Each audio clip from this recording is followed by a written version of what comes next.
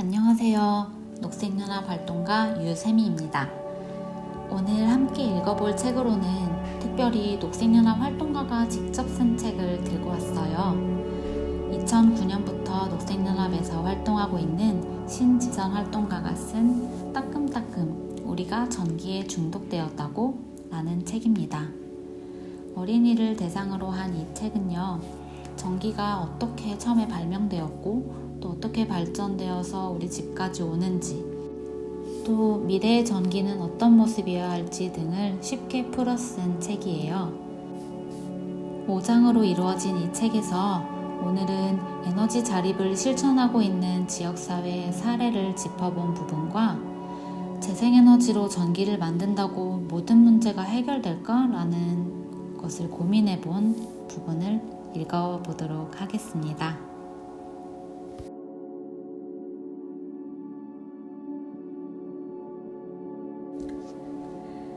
우리 마을 전기는 우리가 만든다. 휴, 숨가쁘게 이야기를 하다 보니 배터리가 닳아 충전할 시간이 다가오고 있네요. 하지만 조금 더 힘을 내서 나머지 이야기를 이어가 볼게요. 혹시 에너지 자립이라고 들어봤나요? 혼자 무엇이든 척척 해내는 친구를 보고 자립심이 강하다고 하잖아요.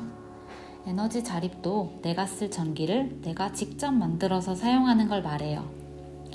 에너지 소비를 줄이고 전기 공급을 외부에 의존하지 않는 거예요.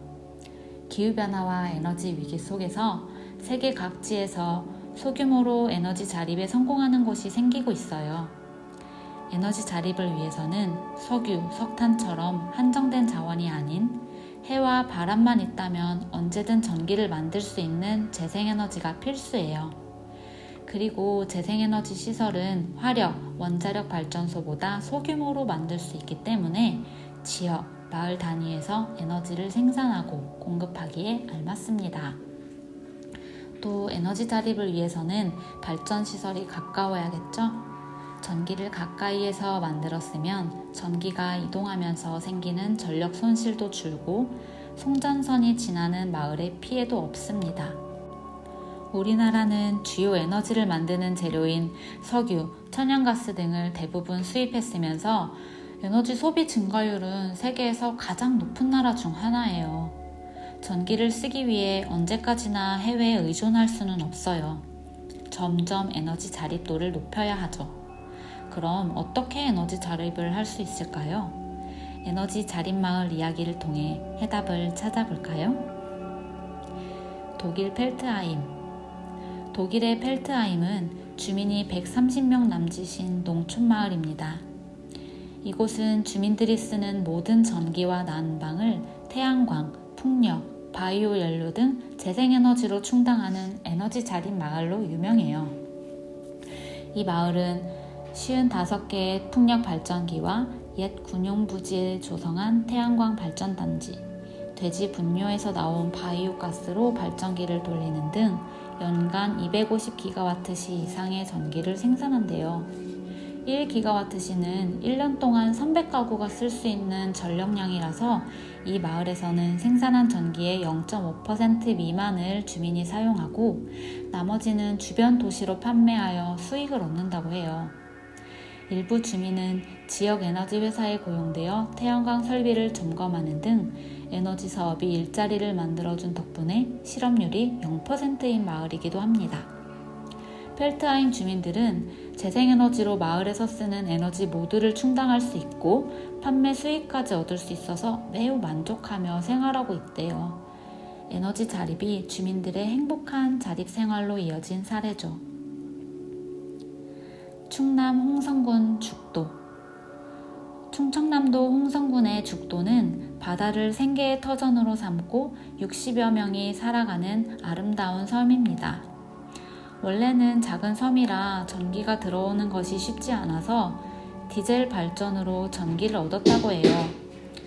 그러다 보니 마을에 항상 디젤 발전기 세대가 24시간 쉬지 않고 돌아가서 소음도 소음이지만 기름 냄새와 공해가 심각했죠.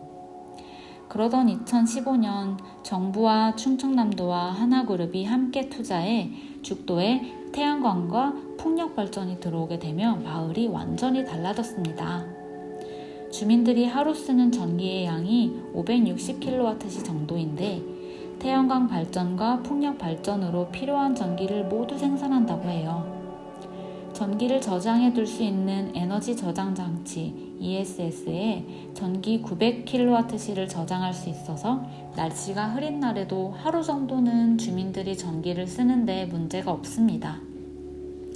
만일 흐린 날이 계속되어 태양광 발전으로 전기 생산이 어려울 때를 대비해 디젤 발전기도 준비해 두고 있고요. 재생에너지로 자립이 가능해지며 주민의 삶도 변화했습니다. 예전에는 디젤 발전기가 고장나면 고칠 때까지 전기를 못 썼는데 이제는 전기가 끊기지 않아 안정적인 생활이 가능해졌대요. 또 죽도가 친환경 청정섬으로 알려지며 깨끗한 자연환경과 에너지 자립 마을을 경험하기 위해 관광객이 많아져 관광 수익도 생겼죠. 주민들은 재생에너지 덕분에 깨끗하고 풍족한 생활을 할 수 있게 된 거예요. 서울 성북구 석관 두산아파트. 석관 두산아파트는 에너지 자립형 아파트입니다. 서울에 있는 대단지 아파트가 에너지 자립이라니 어리둥절하죠. 석관 두산아파트는 2010년부터 에너지 절약 운동을 시작했습니다. 2010년엔 15억 원이 나오던 아파트 전기요금을 2014년에는 11억 원으로 무려 4억 원이나 절감했죠. 그 사이 2012년에는 서울시에서 절약을 가장 많이 하는 아파트로 뽑히기도 했고요. 그 결과 2010년에 비해 2016년에는 공용 전기 사용량은 45%, 세대별 전기 사용량은 12% 줄였다고 해요. 어떻게 전기 사용료를 이만큼이나 줄일 수 있었던 걸까요? 비록 완전한 에너지 자립에 성공한 것은 아니지만 주민 모두가 절전이 발전, 즉 전기를 아끼는 것이 그만큼 발전소를 운영하는 것과 같다라는 생각을 갖고 전기를 절약하고 전기 사용을 효율적으로 했기 때문이었어요. 아파트 내 가로등과 지하주차장 조명을 형광등에서 전기 효율이 좋은 LED 등으로 교체하고 급수펌프 등을 고효율 장치로 바꾸고 공용 공간 조명에도 자동 센서를 설치하여 불필요한 사용을 막았대요. 게다가 각 세대도 사용하지 않는 전자제품의 코드를 뽑거나 TV 화면을 절전 모드로 사용하거나 냉장고 설정 온도를 바꾸는 등 전기 절약에 힘을 쏟았어요. 그 덕분에 다른 아파트에서 경비 절감을 이유로 경비원을 해고할 때 석관 두산 아파트에서는 오히려 경비원 임금을 올려주기도 했죠. 아파트 주민들도 에너지에 관심이 많아져서 미니 태양광 패널을 설치한 세대가 많고 아파트 공원에는 친환경 에너지 체험장을 만들어 허리 돌리기, 자전거 타기 등으로 직접 에너지를 만들어 볼 수 있게 했어요. 에너지 전환의 세 가지 요소인 에너지 절약, 에너지 효율화, 재생에너지 확대, 이 모든 것에 힘쓰는 이 아파트는 에너지 자립에 100% 이르진 못해도 자립을 위해 행동하는 아파트라고 할 수 있습니다. 재생에너지만 늘어나면 지구가 살아날까? 전 세계는 지금 에너지 전환 중이야. 전기를 더 싸게, 더 많이 만드는 것에서 안전하게 친환경 전기를 만들고 그 전기를 효율적으로 쓰는 것으로 정책을 바꾸는 게 에너지 전환이지. 이를 위해서는 일단 석탄화력 발전, 원자력 발전 중심에서 재생에너지, 친환경 에너지 중심으로 전환해야 해.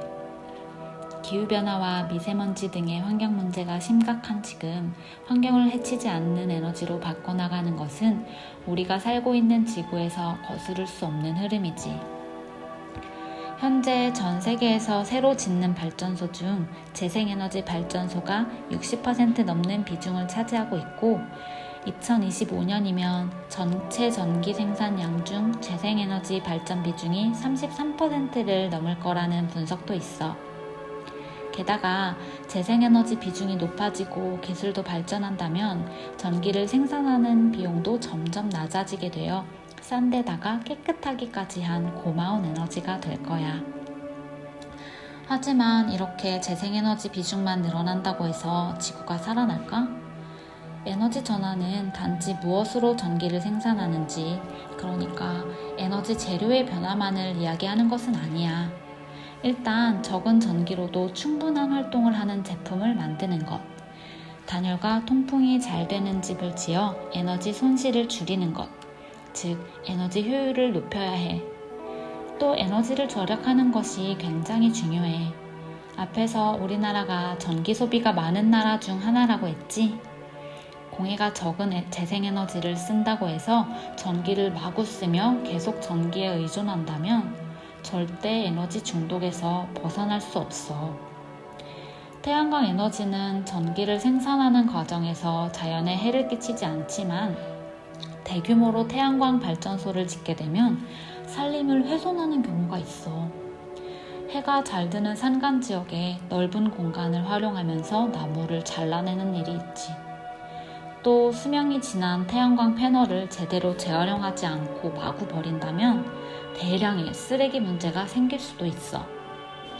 풍력 발전기가 대규모로 지어지는 경우에는 지역 주민이 발전기에서 나오는 소음으로 피해를 보기도 하고 새가 주변을 날다가 부딪혀 죽기도 해. 풍력 발전기가 해양 생태계를 고려하지 않고 무분별하게 바다에 세워진다면 해양 생태계에도 문제가 생길 수 있지. 재생에너지 발전이 석탄화력 발전이나 원자력 발전보다 환경에 큰 영향을 끼치지 않는다는 건 분명해. 하지만 재생에너지 발전이더라도 거대한 규모로 바다와 산에 지어 도시로 전기를 보낸다면 자연에 해를 끼치는 것은 물론 송전탄 문제도 계속될 거야. 진정한 에너지 전환을 위해 중요한 것은 도시에서 건물마다 태양광 시설을 설치하고 에너지 효율을 높이면서 에너지 절약까지 하는 일이지. 도시와 가까운 곳에 마련된 소규모 발전 시설만으로도 에너지 소비가 가능할 수 있게 에너지 자립률을 높이는 게 중요해. 에너지 문제를 해결해 나가는 건 정부나 기업만 할 수 있는 건 아니야. 그보다는 에너지를 사용하는 우리 모두가 서로 토론하고 공감대를 형성하면서 에너지를 어떻게 쓸지 고민해야 해. 에너지는 우리 모두의 문제니까.